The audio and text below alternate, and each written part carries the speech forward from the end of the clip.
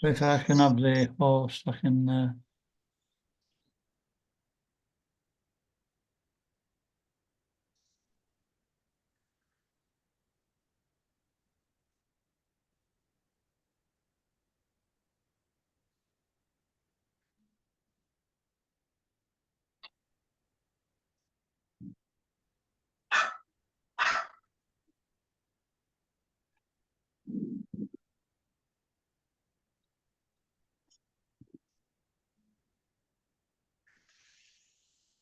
What's that?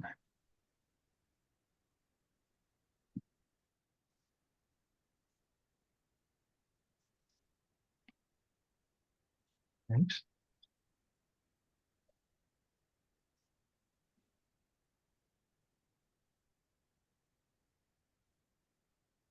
We go to text 48. All right.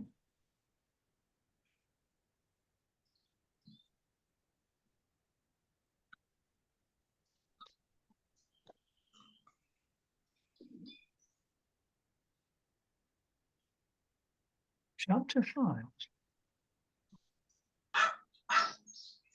Give me.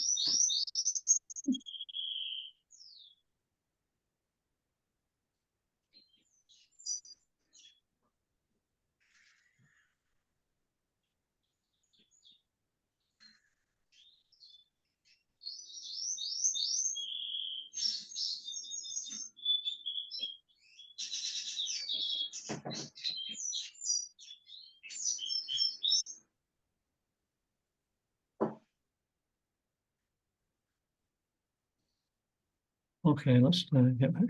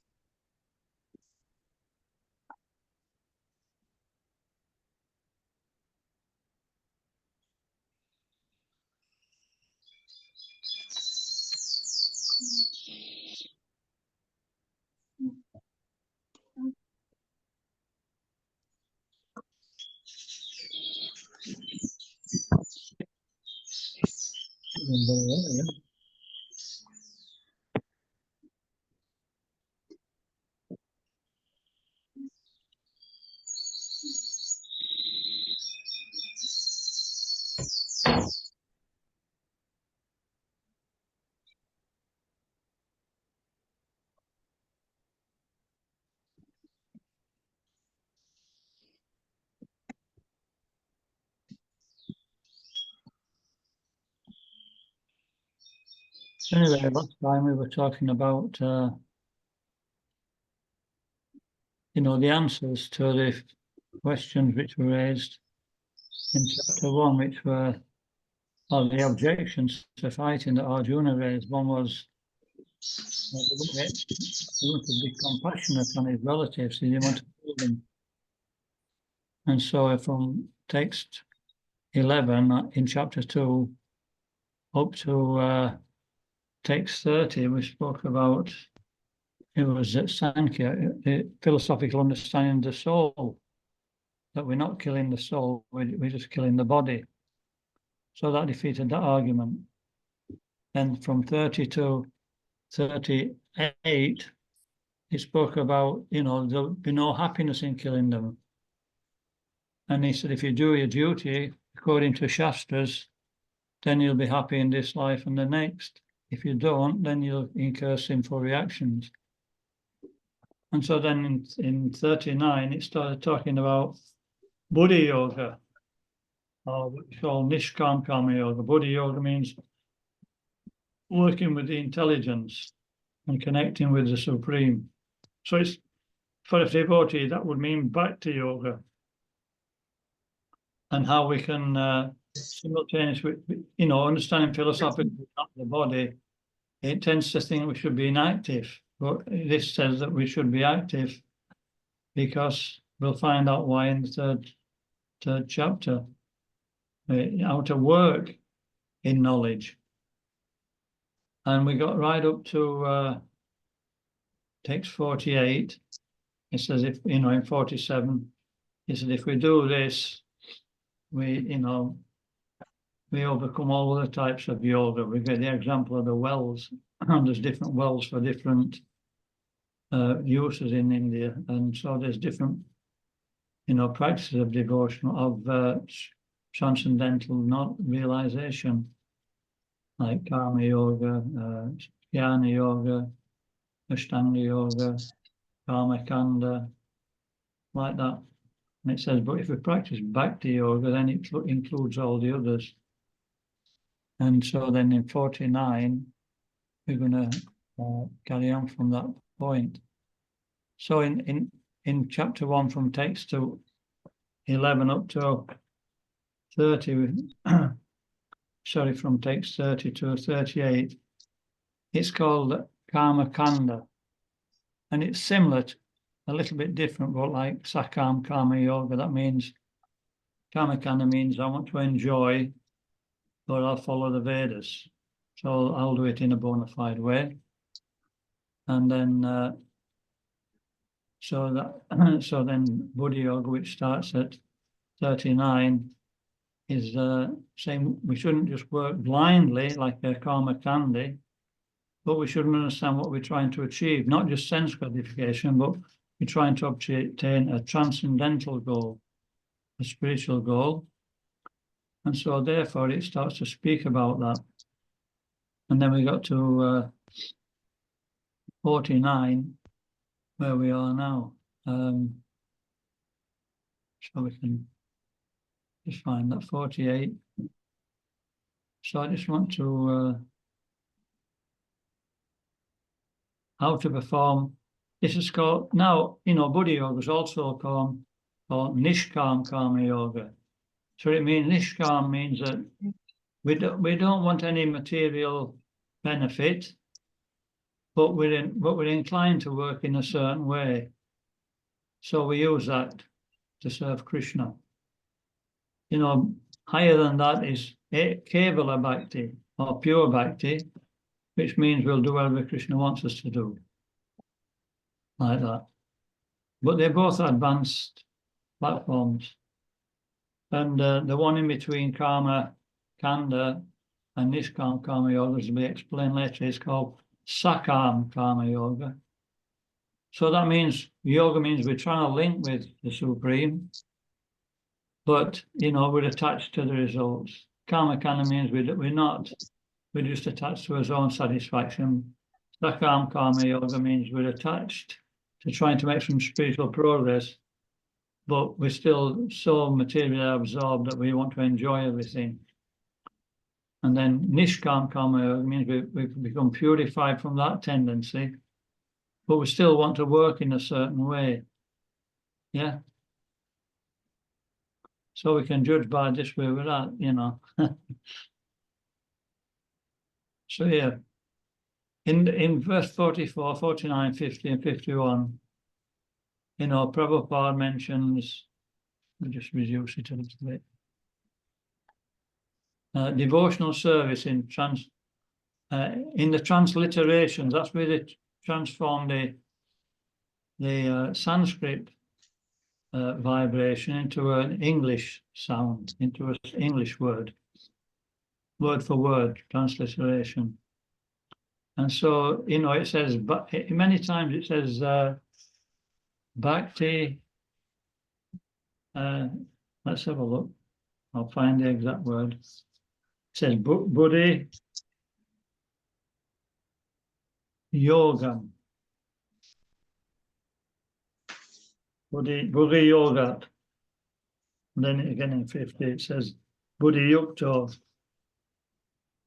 And then in 51 in the verse it says Buddhi Yukta. So it doesn't actually, and in a translation, in the word for word transliteration, if you look, it's saying devotional service. So once visiting this professor who used to go to, he was in Cholton, next place to us, and he used to be a head of religious studies at Manchester University.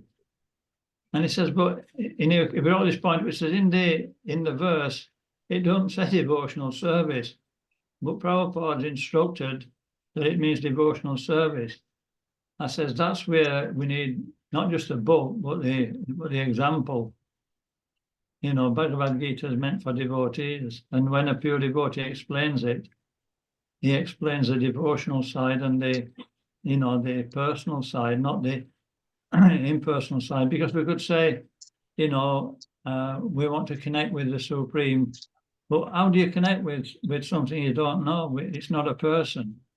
Actually, so in the 12th chapter of Bhagavad Gita, he starts talking about impersonalism and personalism. And it says that, of the two, Arjuna asks, which is best? And Krishna says personal devotional service is best. If you try to practice impersonal process, he says you've got to understand try and understand things which we can't get our heads around. I think I wrote somewhere, let's have a look. Like we have to understand the language that they speak, we have to understand the non-perceptual feelings. I mean, just when you say that word, what's he talking about? We can't perceive them, and yet we feel them. Non-perceptual feelings. And so it says, it's actually difficult in the beginning, it's difficult in the final analysis.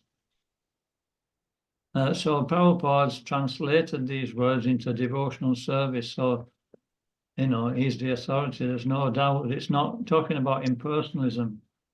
And that's the difference between Bhagavad Gita as it is and other Bhagavad Gitas. They can be interpreted impersonalistic, like that. So I just thought I'd say that at the beginning.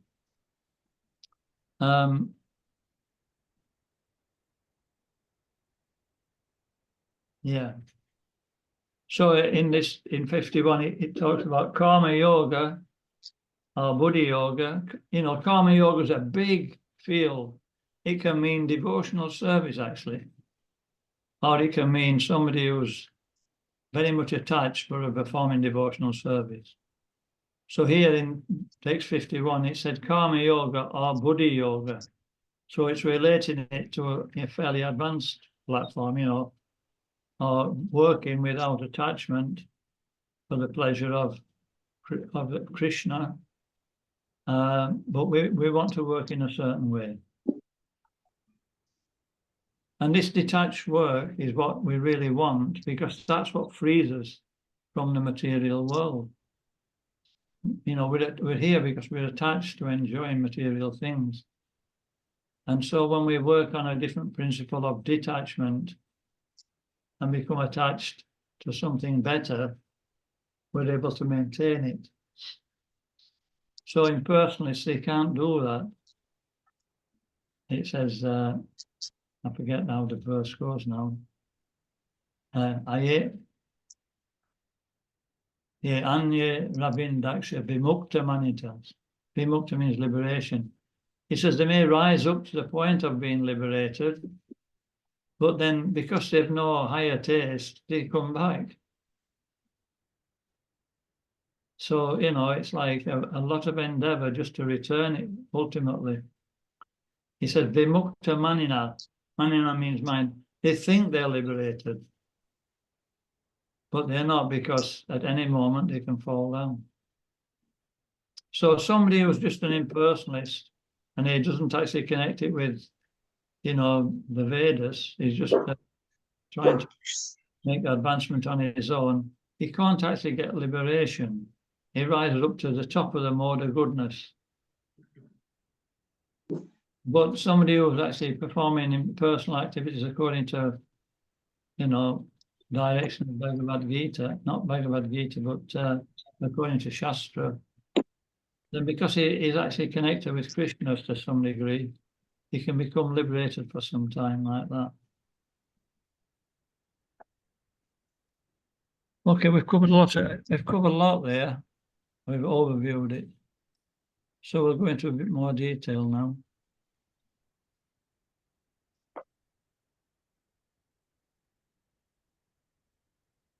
Okay, so it says here in this square. That, you know, Arjuna's fearful of sinful reaction. But here it's saying if we work with detachment, then there's no reaction, there's no karma. Because karma ultimately means there's a sinful reaction. We're trying to satisfy ourselves. And then second point, taking advantage of it, engaging in Nishkam Karma Yoga, then he's telling you that there's no karmic reaction. And all our past karma is actually destroyed, burnt up. So that's 49 to 51. So we'll read that. Who wants to start? Don, do you want to start?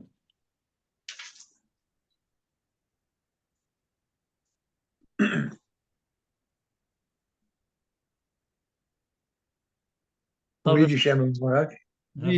the first verse, then we'll just read the translations after that. Read the first Sanskrit verse.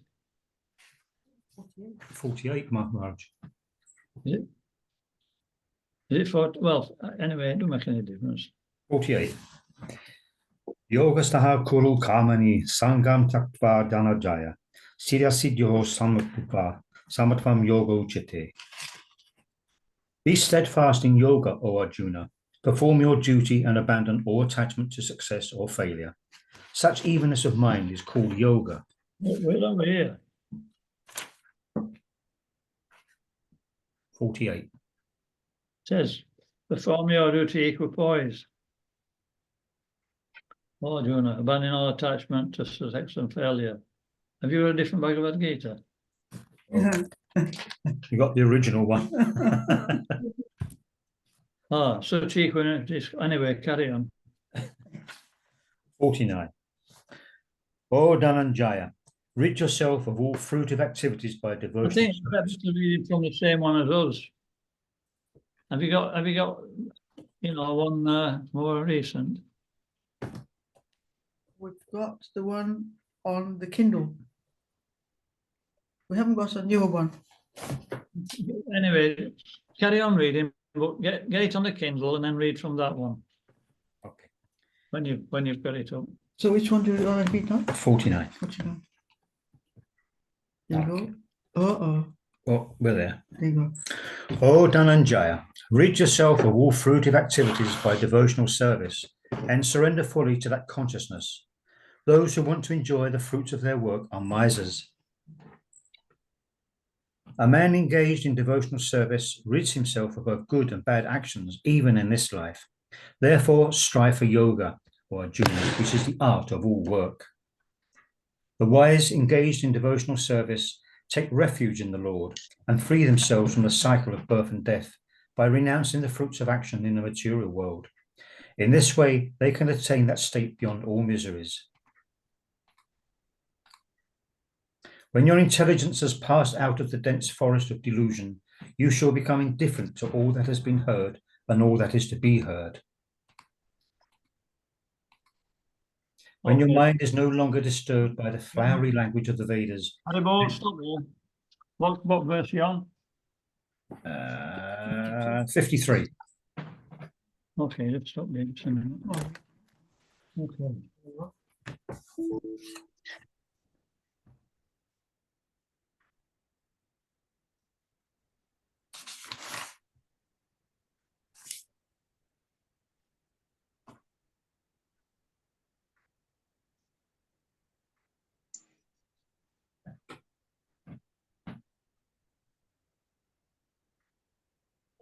Disappeared.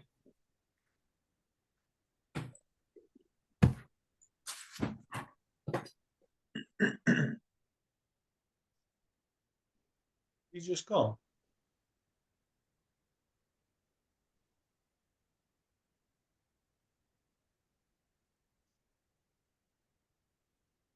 He'll be back in a minute. Yeah, looks like it.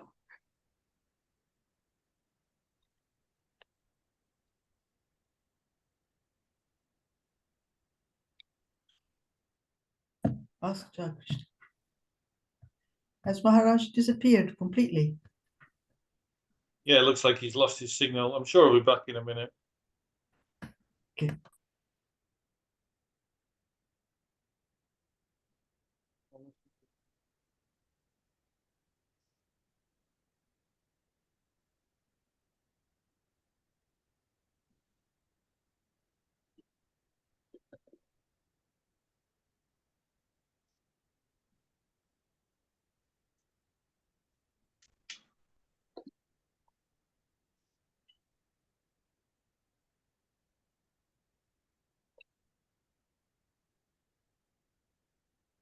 Yeah, he's back now.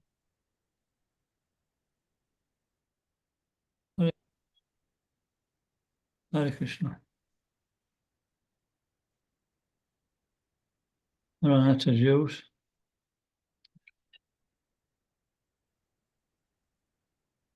Okay. Where did we get to now? We're on to 53, right? Share the screen again.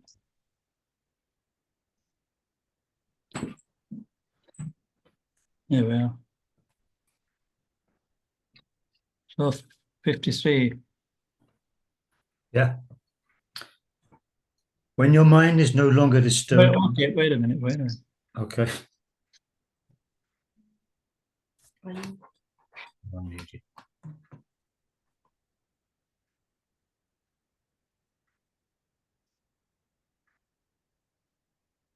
Yeah, so here is the Madhavendra Puri says, when we get to that point where we're just rendering service to the Supreme Lord, then we have no other obligations. That obligation is sufficient. But you know, it's gradual. That's why we have these different ashrams, like Grihastha may have a tendency to want to, you know, they want to associate together. They want so many things which wouldn't be allowed in the renunciant's ashram. And so, you know, it's a gradual step. The Varnashram system of, you know, the four Varnas help us to gradually make progress towards being more and more renounced. And so we carry on with our attachments, but we purify them by engaging in devotional service. So Madhavendra Puri, you know, he was the grand spiritual master of Lord Chaitanya, and his you know, his prayers at the end of his life express what actually devotional service means. He's like praying in separation from Krishna. But still here he's saying that because I'm actually engaged in your service, I'll just read it actually in 52. So, all my prayers 3 times a day, all glory unto you. All bathing, I offer my obeisance unto you. O demigods, O forefathers, please excuse me for my inability to offer you my respects. Now, wherever I sit, I can remember the great descendant of the Yadu dynasty, Krishna, the enemy of the enemy of cancer, and thereby I can free myself from all sinful bondage. I think this is sufficient for me.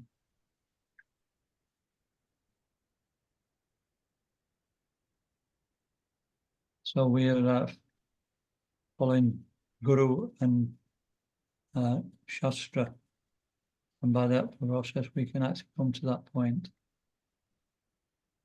And then, you know, in verse 42 and 43, if you remember, it talked about the flowery language of the Vedas.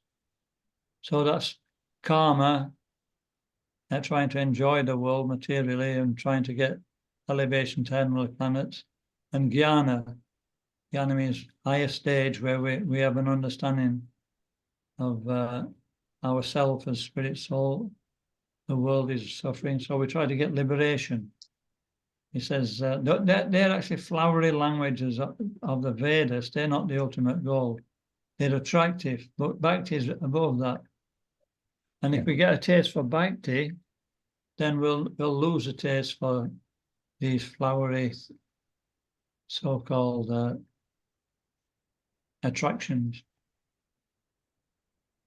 So we're on to the third part now, So here it just gives if you look at the handbook, it says, it just goes over the second chapter again. Remember, at the end of the first chapter, Arjuna says, I don't want to fight. But then, you know, he gives a few more arguments, and then he realizes that he doesn't have the answer. He has to do his duty, and he knows that, but it's such a difficult task to do. And then he surrenders to Krishna, and Krishna immediately starts talking about your first thing is that you want to be happy, you want to avoid, you want to become compassionate. So that's 11 to 30, which I mentioned earlier. That's destroyed by philosophy of the soul, call it Sankhya. And then from 38 to 31, how to be happy, perform your duty according to Shastra. Karma Kanda, sometimes, depending on our mentality, it may be Sakam Karma Yoga. 39 to 53, which we've just done. Buddhi Yoga. We've been talking about working with knowledge for the satisfaction of Krishna according to our particular propensity. So now we're going to talk about bhakti, becoming absorbed in devotional service from 54 onwards. And so questions asked here. It says, Arjuna said, "O Krishna, what are the symptoms of one whose consciousness is thus merged in transcendence? How does he sit? How does he speak? Sorry. And what is his language? How does he sit? And how does he walk?" So the first question is answered in the purport that he only talks about Krishna.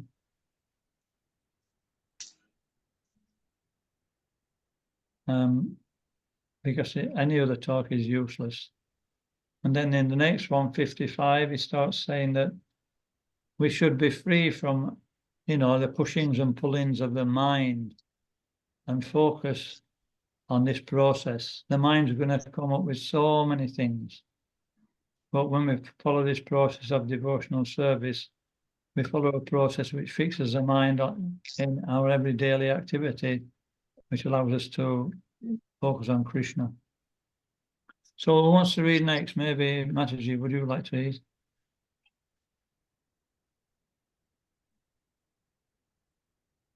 Uh, 54, 55, 55. 55. The Blessed Lord said, O Partha, when a man gives up all varieties of sense desire which arise from mental concoction, and when his mind finds satisfaction in the self alone, then he is said to be in pure transcendental consciousness. 56. One who is not disturbed in spite of the threshold miseries, who is not elated when there is happiness, and who is free from attachment, fear, and anger, is called a sage of steady mind. 57. He who is without attachment, who does not rejoice when he obtains good, nor lament when he obtains evil, is firmly fixed in perfect knowledge. Okay, so 56 and 57 is how does he speak? It means when he's in a difficult situation, you know, a tendency is we start to criticize the situation and blame others and speak nastily, you know, we're affected by it. He said, but he's not affected. He realizes that this is just my conditioning. These things are going to happen. Let me remain neutral in both cases. Because if you look on the handbook, it says Stita Dhimuni, whose mind is fully controlled by being fixed in Krishna consciousness. So Stita means fixed. Stita Dhimuni is fixed in his determination. So all this section is about the Stita Dhimuni. And so here we'll just go down a little bit. So here it says, symptoms. Symptoms we've just mentioned, he's not affected by the mind. Speech, response to others, affection, anger, and neutrality with an equal mind. Sitting, that's what we're going to do next. So maybe you can read 58 and 59.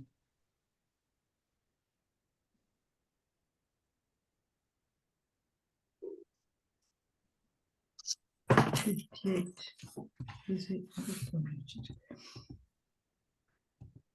One who is able to withdraw his senses from sense objects, as the tortoise draws his limbs within the shell, is to be understood as truly situated in knowledge.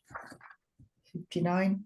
The embodied soul may be restricted from sense enjoyment, though the taste for sense objects remains, but ceasing such engagements by experimenting a higher taste is fixed in consciousness. Sorry. Yeah, so 58 is talking about, how does he sit? It means when the sense gratification comes to him, he's able to withdraw from it. He doesn't actually become entangled like a tortoise. When he sees danger, he brings his head and his limbs into the shell. So that's, the static way of dealing with things. That we think, temptations and things come, but we don't react to them. And then 59 talks about, if we don't do that, the tendency for us to enjoy things is still there. He says, but if we carry on withdrawing from it like this, then we experience a higher taste. And so then it starts talking about, the strength of these attachments, the senses are forcibly pulling, and the result of if we actually give in to them. So maybe Jai Krishna can read next.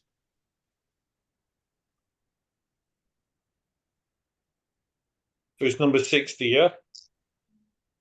Yeah. The senses are so strong and impetuous, O Arjuna, that they forcibly carry away the mind, even of a man of discrimination who is endeavoring to control them. One who restrains his senses, keeping them under full control, and fixes his consciousness upon me, is known as a man of steady intelligence. So then in this purport, it gives the example of Ambarish Maharaja, and if you read those 3 verses, he's actually saying how he's engaging all his senses in devotional service. Carry on.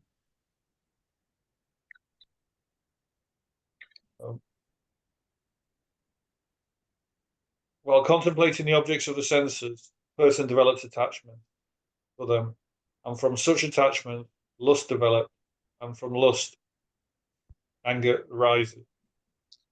From anger, complete delusion arises, and from delusion, bewilderment of memory. When memory is bewildered, intelligence is lost, and when intelligence is lost, one falls down again into the material pool.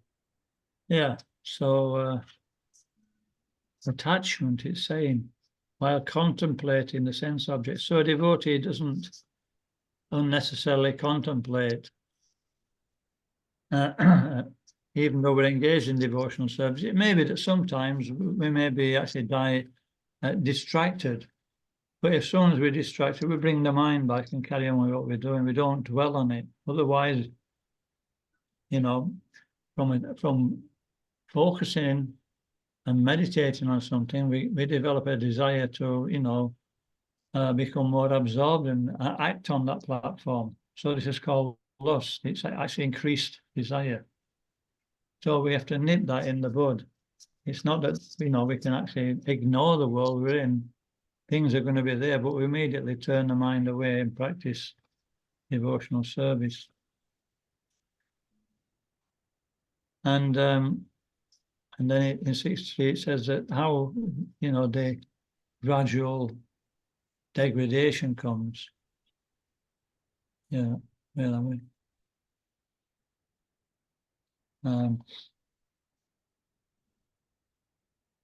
Yeah.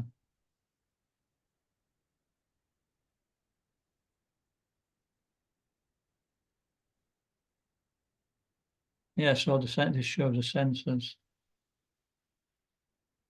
And so the answer is, to avoid that, is the best way to absorb the mind in Krishna consciousness, and when we've got time, besides being actively engaged, is here.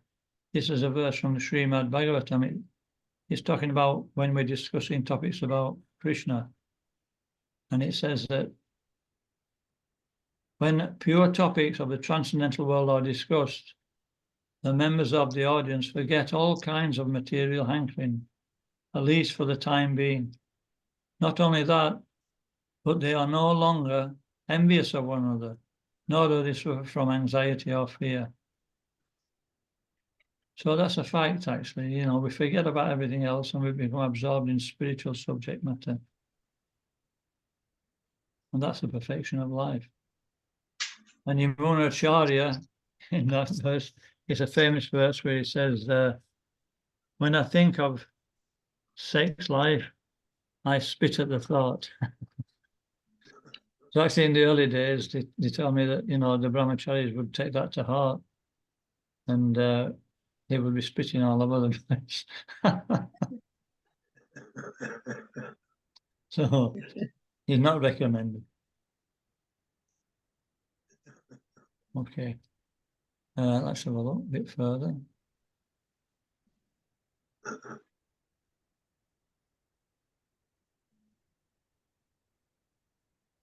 Here we are. This is the process of falling down. Attachment, don't be attached. Lust comes from attachment. Then when it's unfulfilled, we are disappointed, we become angry. Or we may become greedy to try and become more absorbed. And then, you know, we become bewildered what we should be doing in life. We become bewildered by the situation. And then we forget the process of devotional service. We don't know what to do due to a polluted intelligence. And then we just, you know, become more absorbed in sense gratification. That's what happens. It's a gradual thing. So, you know, if you, like I said earlier, the thing is we have to be serious about devotional service ultimately. Serious about focusing the mind. Okay. And so we got to where? 60, what was it? 60?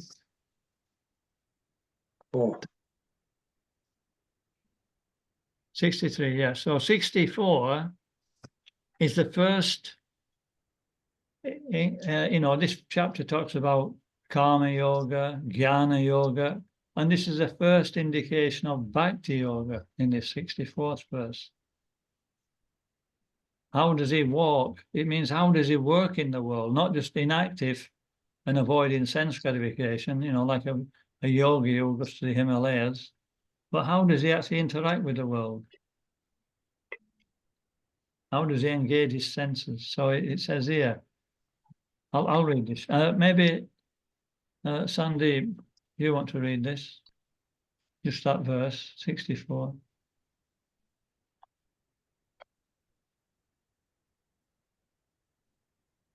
You read the next one.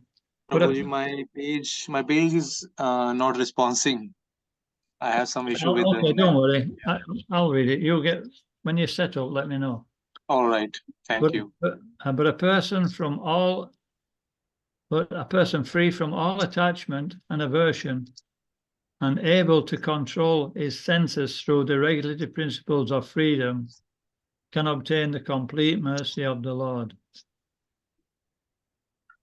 So that in the purport, I'll read the purport, it explains it nicely.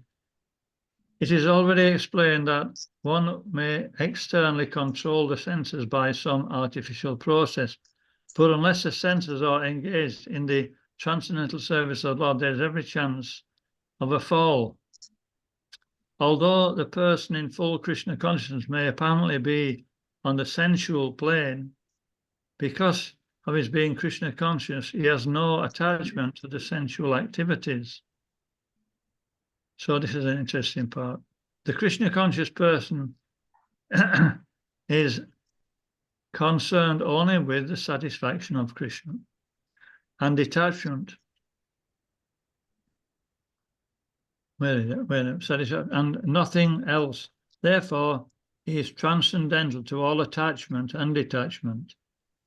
If Krishna wants, the devotee can do anything which is ordinarily undesirable.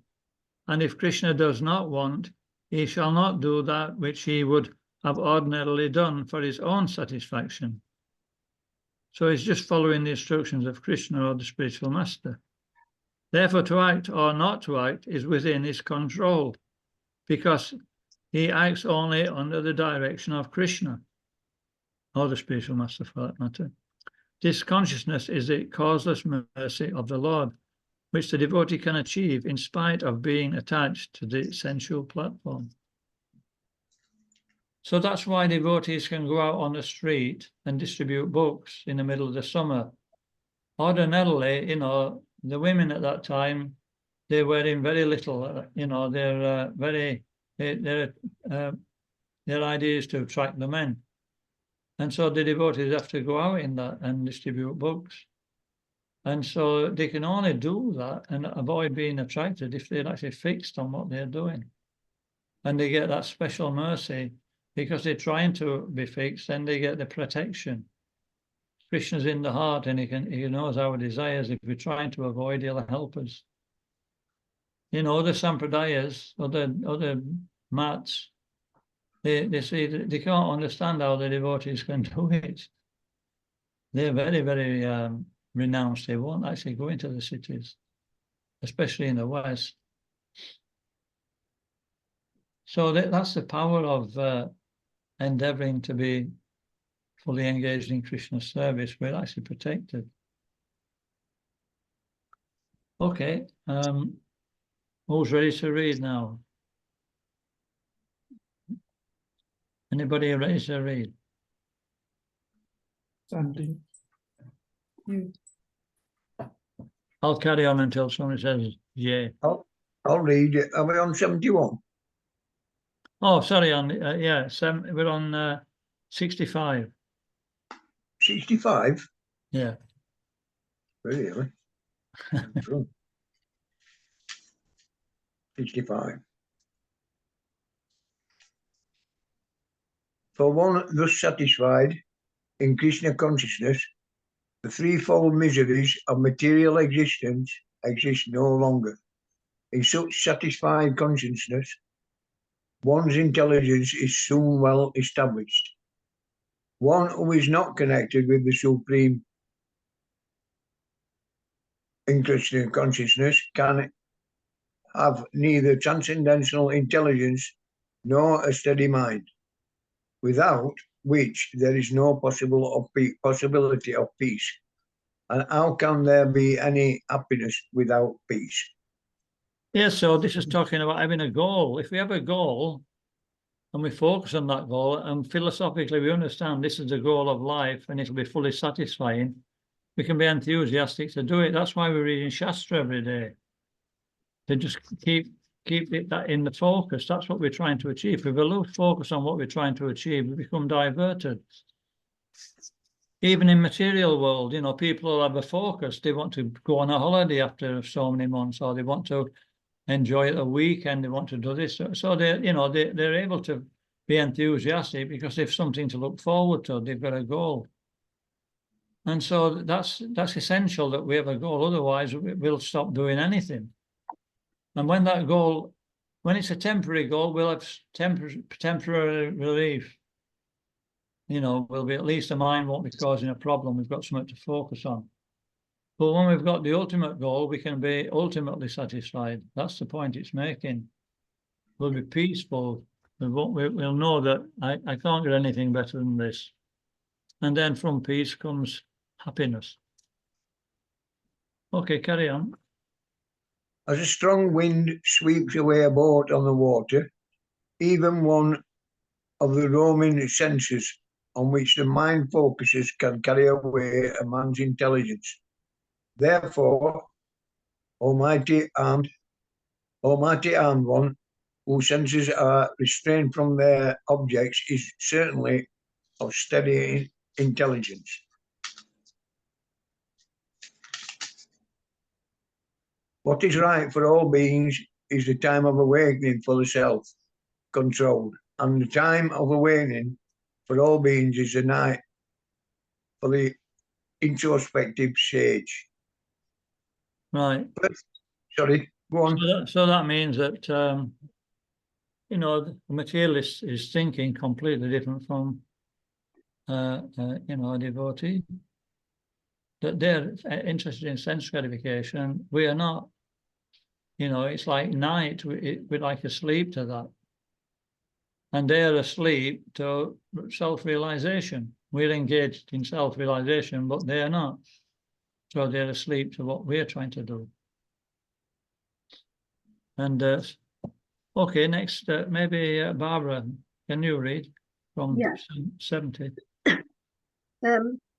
A person who is not disturbed by the incessant flow of desires that enter like rivers into the ocean, which is ever being filled but is always still, can alone achieve peace, and not the man who strives to satisfy such desires. So that's A person- interesting. You know, it's a good example, isn't it? He said the desires, in the purport, it says, you know, the desires, you know, sense gratification will still be there. And we tend to actually be attracted to them. So there's still some desire in the heart, some, you know, in the early stages. But, you know, we've lost the inclination, that's what it says. We know that I don't really want to go there. I know where it's going to lead me. So the inclination's not there, although the desires come. Yeah, carry on.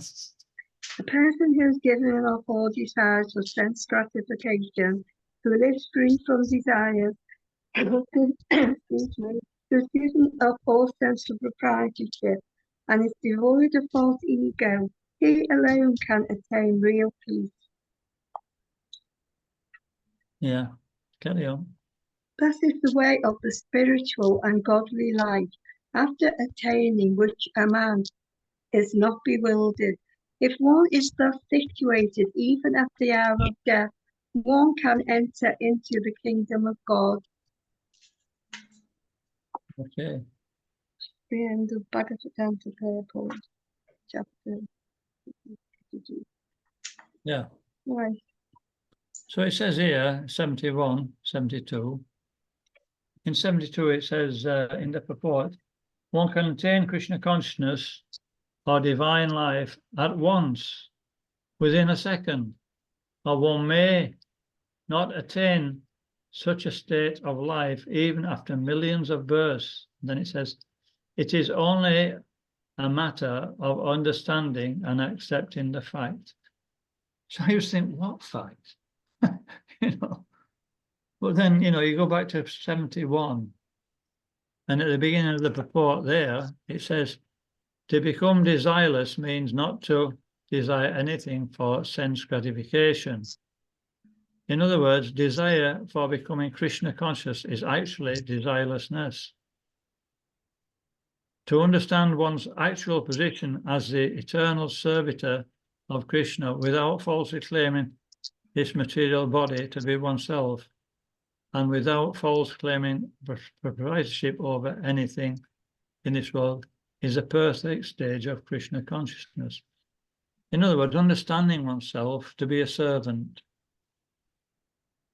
that we're not actually enjoyers. We have to understand that fact. That Krishna is the enjoyer. And if we try to reciprocate, then we'll enjoy also. So that's the fact. And that's a difficult one, because we're so used to trying to enjoy directly. And that's why, you know, so many people, you know, they criticize devotional service. Other processors will criticize devotional service. This is mentioned in the 3rd chapter. But when they try to practice it according to rules and regulations, they can't. They say it's a lesser, it's meant for the neophytes. It's not such as, because they're depending on renunciation, the strength of their own power, you know, willpower and learning Shastra. But, you know, it's not enough to take them out of this world. And so at some point they become frustrated. But at the same time, they call in the devotees sentimentalists because we're following a less austere path. But we have, because we're attaching ourselves to Krishna, Krishna makes up the difference. He supports us. But we have to follow, that's all. And you know, they can't actually adjust their mind to not being the enjoyer. That's our work, is to, you know, come to the point of, you know, gradually that Krishna's the enjoyer. So it's 5 minutes to we finish that. So we'll start the next chapter next week. This is where the Bhagavad Gita goes into more detail. We've done an overview of the Gita in the this second chapter. I'll just go through it again. Arjuna surrendered, and then Krishna started to speak about the, you know, we're not the body, we're the soul, and he gave all the philosophical arguments about the nature of the soul and the nature of the body. And so then he destroyed the doubt about being compassionate. Arjuna was compassionate for his relatives because he was on the bodily platform. And then in text 30, it talks about, you know, you'll be happy if you do your duty. If you don't, you'll incur sinful reactions. And then in 39, it says, so put both things together. You know, you simultaneously work in this world with your intelligence, understanding your real position, but with detachment. You don't have to just give things up. And that's what we've been talking about. So that detachment can be performed by impersonalists. They try to, by their own strength, become detached. But that's dangerous because it says that we have to get the higher taste. And ultimately, they can't get the higher taste, which means reciprocation with the Supreme Personality of Godhead. And so therefore, they fall down at some point. But a devotee, you know, by working and getting that higher taste, then we become satisfied. So it's worth waiting for, you know, we're all struggling to get that. So, you know, devotional service is not an external thing. It's not an objective, it's a subjective thing. We're working on our own consciousness. How is it? How are we going forward? How are we thinking? How are we in line with Shastra? How are we becoming detached? Like that. And we're constantly monitoring that and going forward. And gradually, you know, we'll feel more settled and peaceful in devotional service. Is there any questions on that anyway?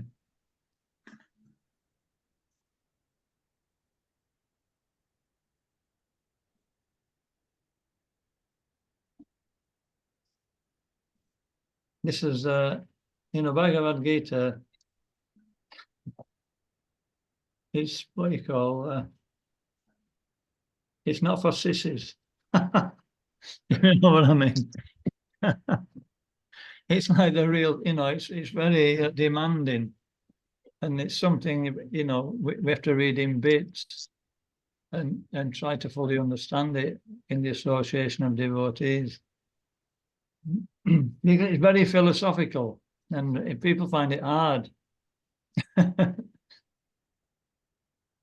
So, you know, Srimad Bhagavatam, there's a few stories in the Bhagavatam. So people prefer to read Bhagavatam. And then when it comes to Chaitanya, that's a cherry on top of the cake, you know. They're actually up-to-date stories with Lord Chaitanya and his devotees. So everybody likes that.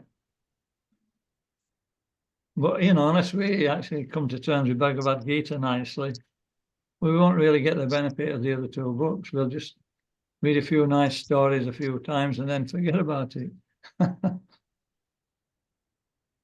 But if we actually understand this, we can actually see what Lord Chaitanya is doing in Chaitanya Chaitamrita. So we're dependent on Prabhupada. You know, he's explained everything. So we won't have a clue. really wouldn't. If we read these translations out Prabhupada's purports, you know, we like that, you know, that prisoner, we come up with a wrong conclusion. And even when we read Prabhupada's purports, you know, it can be a little bit challenging, to say the least. And so that's our work. You know, our work is to try and understand God. And the more we understand him, then the more we'll become attached.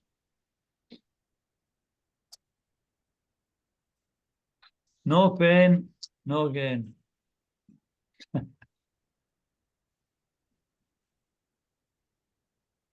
Okay. So next week we'll start Karma Yoga, sorry. And what you'll find actually as we go through Bhagavad Gita, we're going to have the same thing, maybe in a bit more detail.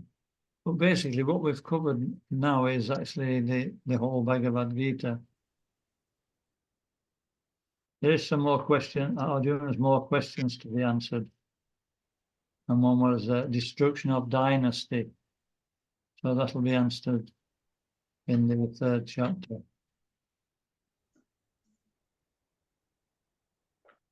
Hare Krishna. Thank you. Srila Thank you. Prabhupada. Thank you very much. Thank you. Hare Krishna. Hare Krishna, Prabhu. Haribo. Haribo. Srila Prabhupada ki jai. Jai. Where do I switch off now? Let's have a look. I'll switch it off. Very well.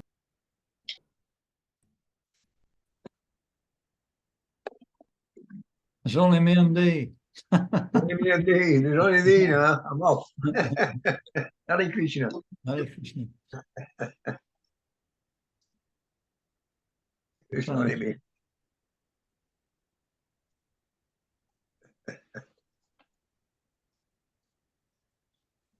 Um,